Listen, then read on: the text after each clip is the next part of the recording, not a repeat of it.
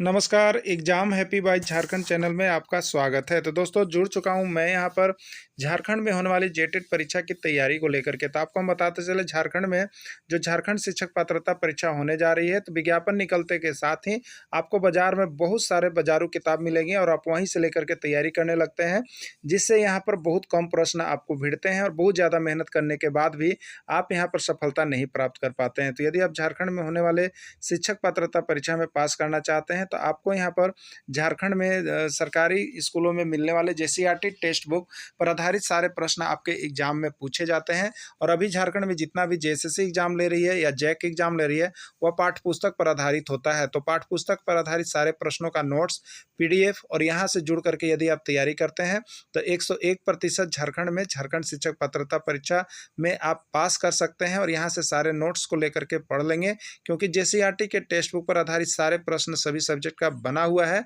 और साथ में यहाँ पर जो है आपको उसका ट्रिकी भी नोट्स दिया जा रहा है। तो यदि आप झारखंड में झारखंड शिक्षक पात्रता परीक्षा या झारखंड सहायक आचार्य परीक्षा किसी की भी तैयारी करना चाहते हैं, तो आप यहाँ पर जुड़े हुए जेसीईआरटी टेक्स्ट बुक के माध्यम से सारी तैयारी कर सकते हैं, सारे नोट्स ले सकते हैं। वो भी सिर्फ और सिर्फ एक पेपर की तैयारी 1000 रुपये में और दोनों पेपर की तैयारी 1500 रुपये में लाइफ टाइम के लिए करवाई जा रही है। तो क्लास शुरू हो गए हैं, आप सभी जुड़ करके अभी से ही तैयारी कर देंगे और यह एक बार की परीक्षा के लिए लाइफ टाइम आपकी फ़ी होगी, दोबारा आपसे फ़ी नहीं ली जाएगी। तो आपको जैसे ही वीडियो मिलता है, आप हमारा मोबाइल नंबर यहाँ पर देख रहे हैं, इस मोबाइल नंबर से संपर्क कर लेंगे और तैयारी के लिए जुड़ जाएंगे। तो चलिए चलते हैं महत्वपूर्ण प्रश्नों की ओर। सभी वर्ग होते हैं, आपसे देखिए यहाँ पर पूछा जा रहा है कि सभी वर्ग होते हैं समरूप, सर्वांगसम, समानुपाती या कोई नहीं। तो देखिए एक बात आप लोग याद रखिएगा कि आप चाहे झारखंड में कोनो परीक्षा की तैयारी कर रहे हैं, चाहे आप जेटेट झारखंड शिक्षक पात्रता परीक्षा, जेट झारखंड पात्रता परीक्षा, या आप यहाँ पर जेएसएससी की तरफ से कोनो परीक्षा की तैयारी कर रहे हैं और उनमें सिलेबस यदि आपका गणित है, तो आप समझिए कि यहीं पर आपका जेसीईआरटी एनसीईआरटी से सारा प्रश्न छपेगा। तो आप यहाँ देखिए, हम डेली आपके लिए यहाँ पर मैथ्स का कंपटीशन का यहाँ पर आपको करवा रहे हैं।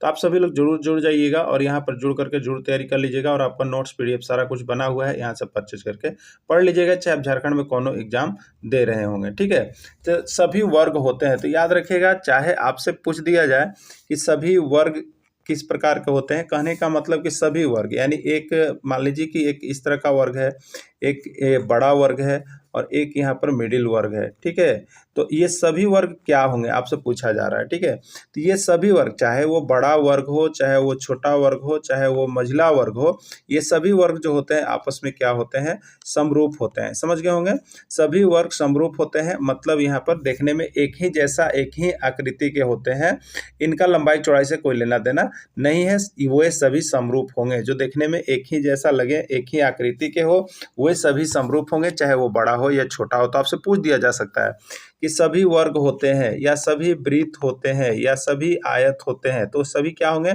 ये सभी आपस में समरूप होते हैं। क्या होते हैं, समरूप होते हैं। आए हुए प्रश्न है, आप सभी का भी एग्जाम में आ सकता है, तो आप सभी जरूर देख लीजिएगा। और मैथ्स की अच्छा से अच्छा तैयारी, चाहे कोई भी सब्जेक्ट करना चाहते होंगे, आप यहाँ से जरूर जुड़िएगा, चाहे आप झारखंड में कोनो एग्जाम की तैयारी कर रहे हैं। ठीक है, बाकी नोट्स के लिए जिनको पीडीएफ दिया जाता है, उनके लिए देखिए यहाँ पर नोट्स बने हुए हैं कि सभी वर्ग जो होते हैं या वृत्त या आयत, ये सभी आपस में समरूप होते हैं, क्योंकि समान आकृति के बने हुए रहते हैं। भले ही उनका जो होता है कि यहाँ पर लंबाई चौड़ाई या अलग अलग हो सकता है, लेकिन ये सभी देखने में एक ही जैसे लगते हैं। यूक्लिड विभाजन एल्गोरिथम प्रक्रिया के द्वारा हम लोग क्या ज्ञात करते हैं, लस, मस, भागफल या कोई नहीं। देखिए, यूक्लिड विभाजन प्रेमिका जो है वो आपको पढ़ना है, एल्गोरिथम प्रेमिका, ये आपको किस में पढ़ना है, तो ये आपको पढ़ना है देखिए क्लास 10th में। और ये प्रश्न भी देखिए छप गया था जेएसएससी में कि यूक्लिड विभाजन द्वारा हम क्या ज्ञात करते थे। देखिए, यूक्लिड विभाजन का जो नियम है वो कहता है कि भागफल विधि द्वारा एचसीएफ निकाल लो। क्या करो, भागफल विधि द्वारा एचसीएफ निकाल के हम लोग किसी चीज़ को ज्ञात करते हैं, तो इसी को यूक्लिड ने दिया था। तो यूक्लिड विभाजन प्रक्रिया द्वारा हम लोग एचसीएफ ज्ञात करते हैं, यानी कहने का मतलब मौसा ज्ञात करते हैं, या यूक्लिड क्या थे, मौसा थे, याद रखिएगा। तो मौसा से म और स आ रहा है मौसा में, तो मौसा ज्ञात करते हैं। यूक्लिड मौसा थे, म और स, यानी मौसा ज्ञात करते हैं। ये किस में है, बी में है, बी इसका राइट आंसर हो गया होगा। आप लोगों को समझ में आ रहा होगा। जिनको भी दिक्कत हो, तुरंत फ़ोन है, आप यहाँ से संपर्क करके आप ऑफलाइन क्लास के जैसा हमसे बात भी कर सकते हैं। सारा कुछ सुविधा आपको यहाँ पर दिया गया है, तो आप सभी जरूर कर लेंगे जिनको ज़्यादा दिक्कत हो रहा हो। चलिए ये भी प्रश्न बहुत MVVI है। चक्रीय चतुर्भुज के सम्मुख कोणों का योगफल क्या होगा? आपको बताना है कि एक चक्रीय चतुर्भुज है तो उसके सम्मुख कोण जो होते हैं उसका योगफल क्या होगा? 360 डिग्री होगा, 180 डिग्री होगा, 90 डिग्री होगा या कोई नहीं, क्या होगा आपको बताना है। तो देखिए यहाँ पर चक्रीय चतुर्भुज है। सबसे पहले एक चतुर्भुज आप बना लीजिए, ठीक है। एक चतुर्भुज हमने बना लिया है और इसके अंदर चक्रीय चतुर्भुज, एक सेंटर से लेकर के हम लोग एक चतुर्भुज बनाएंगे इस तरह से, ठीक है। तो चक्रीय चतुर्भुज हो गया, ये हो गया चक्रीय चतुर्भुज। चतुर्भुज के अंदर जो यहाँ पर वृत्त बना वो चक्रीय चतुर्भुज हो गया। अब यहाँ पर रह गया इसके सम्मुख कोण। तो जो चतुर्भुज है इसके सम्मुख कोण देखिए यहाँ पर भी 90 डिग्री है, यहाँ पर भी 90 डिग्री होता है, यहाँ पर भी 90 है और यहाँ पर भी 90 है, ठीक है।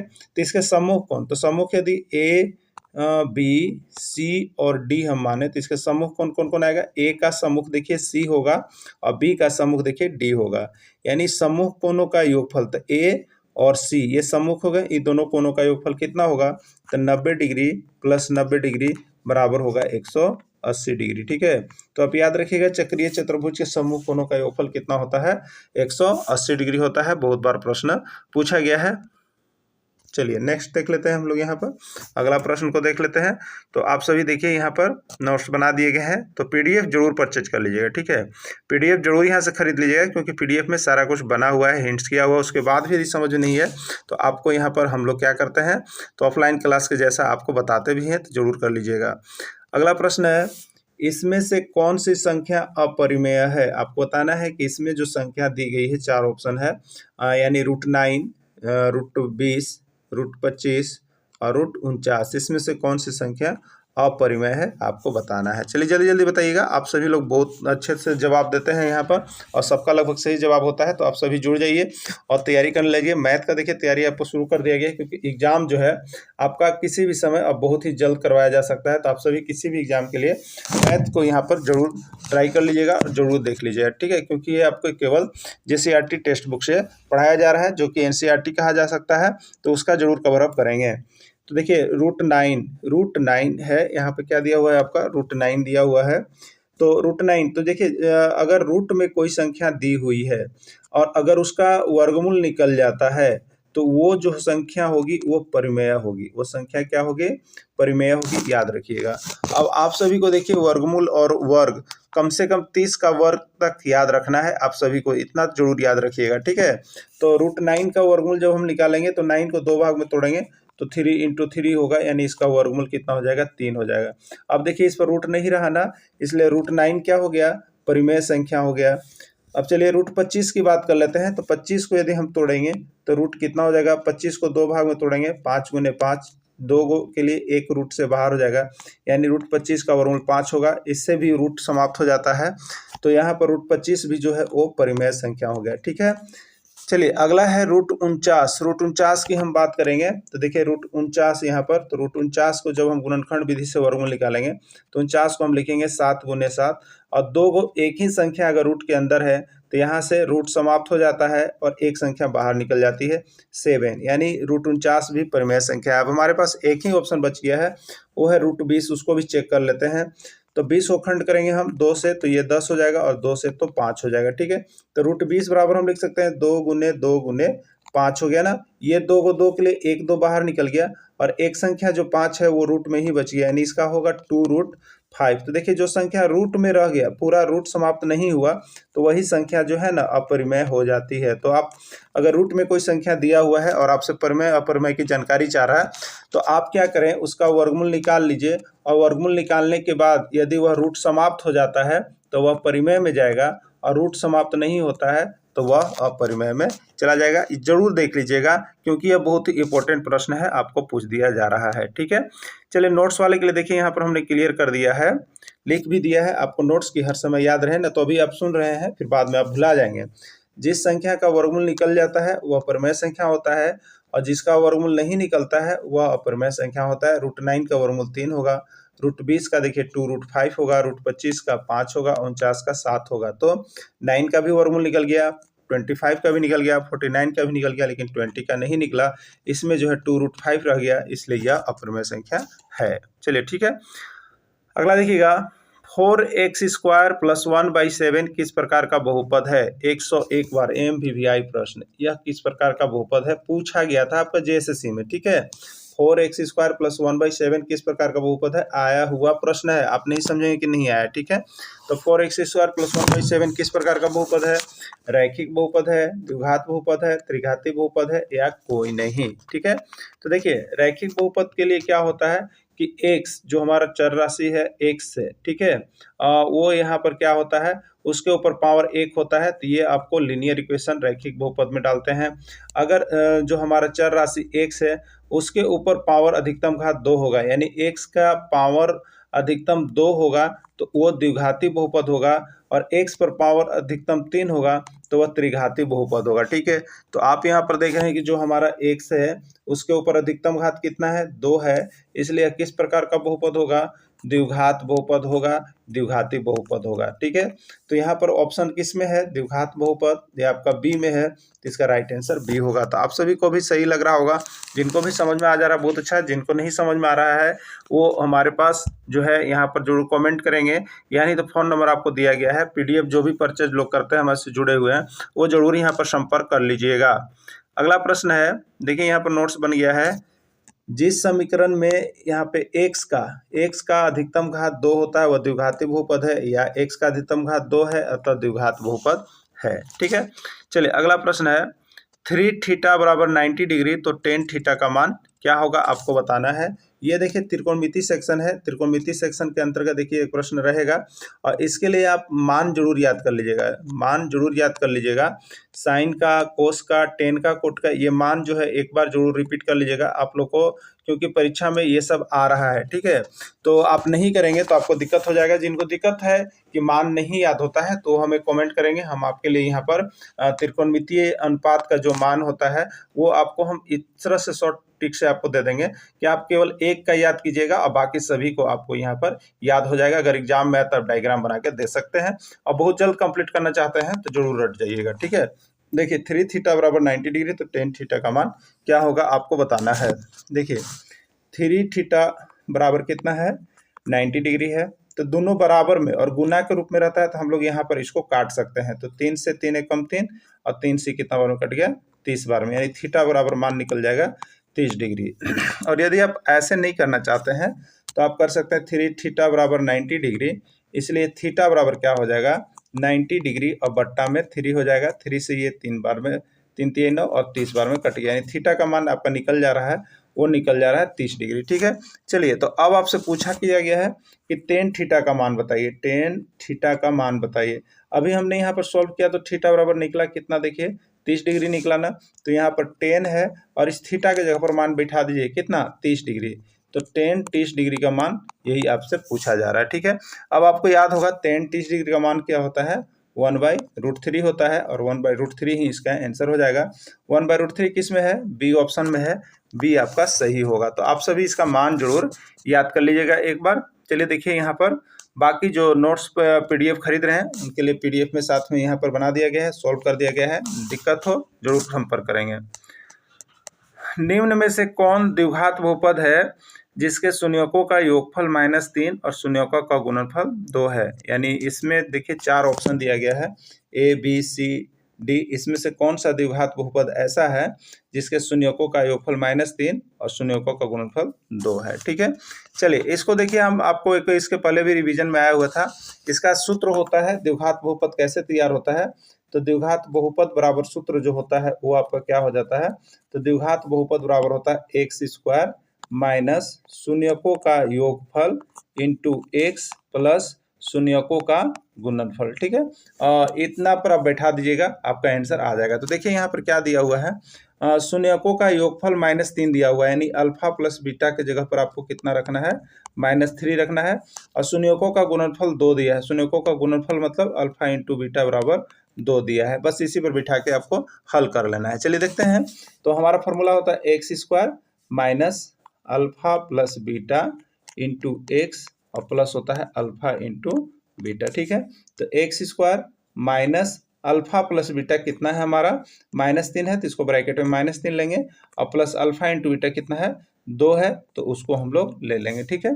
तो x² हो गया, और ये माइनस देखिए ब्रैकेट के बाहर है और माइनस ब्रैकेट के अंदर। तो देखिए जो जोड़ घटाव का गुना का नियम होता है, याद रखिएगा, दोनों अपोजिट चिन्ह रहे, दोनों अपोजिट चिन्ह रहे तो वो हमेशा माइनस होगा, और दोनों सेम साइन रहे तो प्लस होगा। अपोजिट चिन्ह कहने मतलब माइनस और यहाँ पर प्लस, ये अपोजिट साइन है तो ये हमेशा क्या होगा, माइनस होगा। या प्लस और माइनस हो जाए तो ये भी माइनस होगा। ये अपोजिट साइन रहे तो माइनस और सेम साइन रहे, ठीक है, सेम साइन रहे तो प्लस होता है, यानी माइनस माइनस रहे तो भी प्लस होगा और प्लस प्लस रहे तो भी प्लस होगा, ठीक है। इसको दिमाग में रख लीजिएगा आप लोग। अपोजिट साइन मतलब गुना वाला, ये ब्रैकेट वाला याद रखिएगा, नहीं तो जोड़ घटाव वाला याद रख के भुला जाइएगा।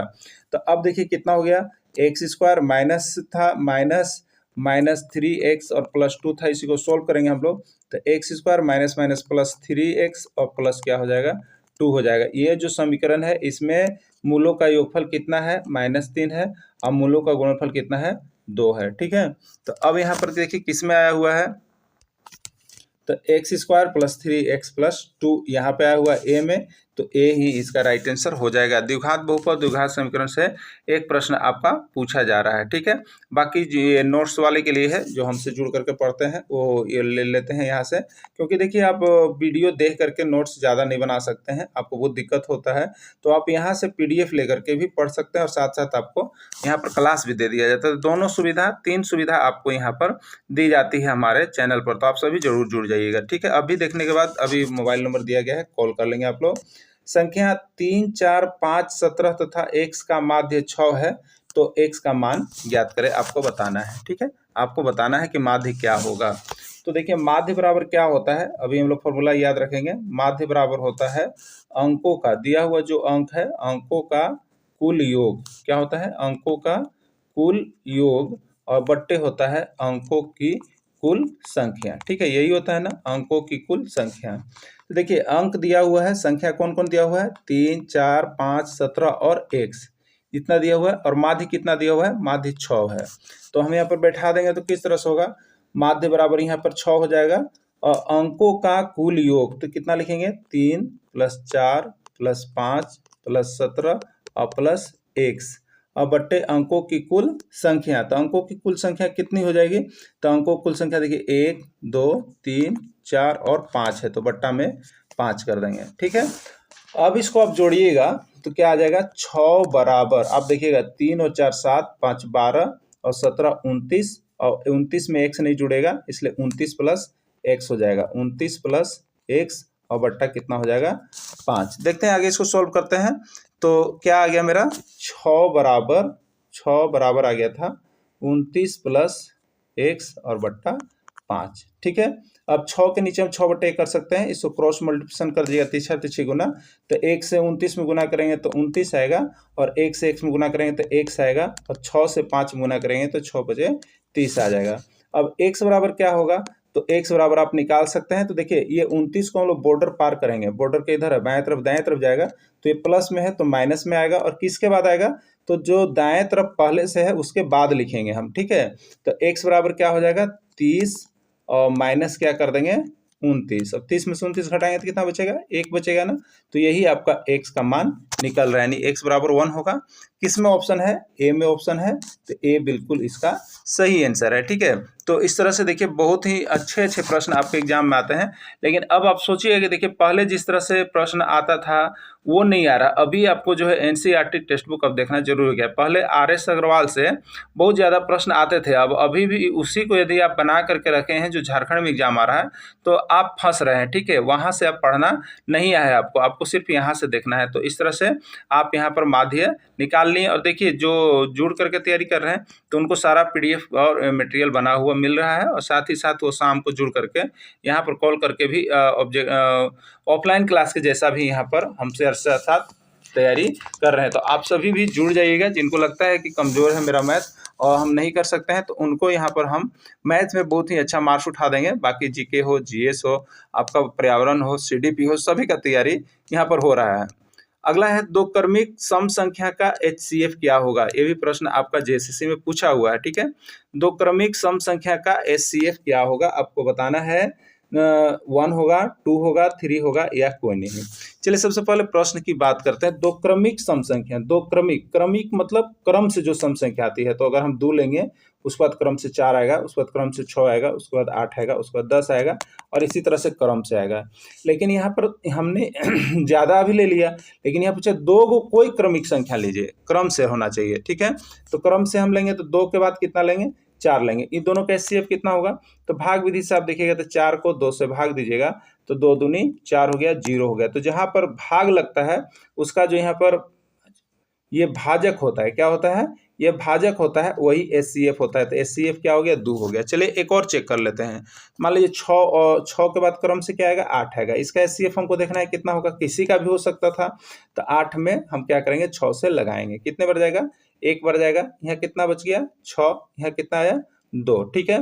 तो ये जो भाग विधि से हम देखते हैं तो ये जो यहाँ पर शेष हुआ ये क्या बन जाता है, आपका भाज्य बन जाता है।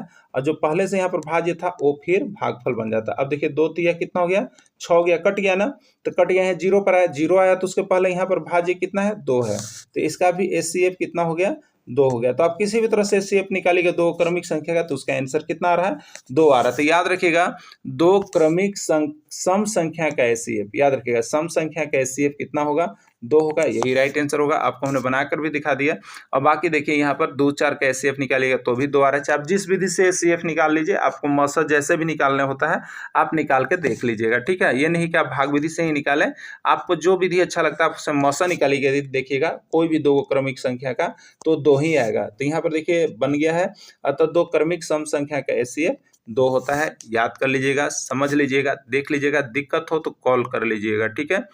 अगला है दो क्रमिक विषम संख्या का एचसीएफ क्या होगा। दो क्रमिक विषम संख्या का एचसीएफ क्या होगा, 1 होगा, 2 होगा, 3 होगा या 4 होगा। तो याद रखिए दो क्रमिक विषम संख्या कौन कौन आएगा, तो क्रमिक मतलब क्रम से विषम संख्या लेना है। 1 है तो अगली विषम संख्या 3 होगी, अगली विषम संख्या 5 होगी, अगली विषम संख्या 7, अगली विषम संख्या 9, इसी तरह से चलेगा। तो दो क्रमिक विषम संख्या, तो आप यहाँ पर देखिए दो क्रमिक विषम संख्या के लिए 1 और 3 है, उसका एचसीएफ निकालिएगा, ठीक है। तो 1 और 3 का एचसीएफ क्या होगा, आपका 1 ही होगा। 1 का अभाज्य गुणनखंड में 1 का कौन कौन होता है अभाज्य, तो 1 होता है। 3 का कौन किसके से कटेगा, 1 से, और 3 का दोनों में क्या मिला, 1 मिला, इसलिए इसका एचसीएफ 1 होगा। उसी तरह से आप अगर अगला क्रमिक संख्या देखिएगा तो 3 और 5 आपके लिए है, तो 3 और 5 का निकालेगा तो 3 का यहाँ पर गुणनखंड कौन कौन होगा, 3 का देखिए 1 और 3 से कटेगा, 5 किससे कटेगा, तो 1 और 5 से कटेगा। दोनों में क्या मिल रहा है, जो दोनों में मिलता है वही एचसीएफ होता है, 1 मिल रहा है इसलिए 1 होगा। तो विषम संख्या का एचसीएफ कितना होता है, तो दो क्रमिक विषम संख्या का एचसीएफ 1 होता है। तो आप डेली देखिए गणित के प्रैक्टिस सेट के लिए हमारे साथ जुड़ जाइएगा। गणित में अगर आपका स्कोर कम आता हो, गणित आपको कमजोर लगता हो, तो गणित को हम यहाँ आपको 101% बेस्ट बना देंगे, जिसके बाद जो है कि आप यहाँ से जुड़कर किसी भी जेएसएससी की परीक्षा दे रहे हैं आपको यहाँ से 100% प्रश्न भिड़ेगा ही भिड़ेगा। वीडियो के अंत तक जुड़े रहें, इसके लिए आप सभी को बहुत बहुत धन्यवाद।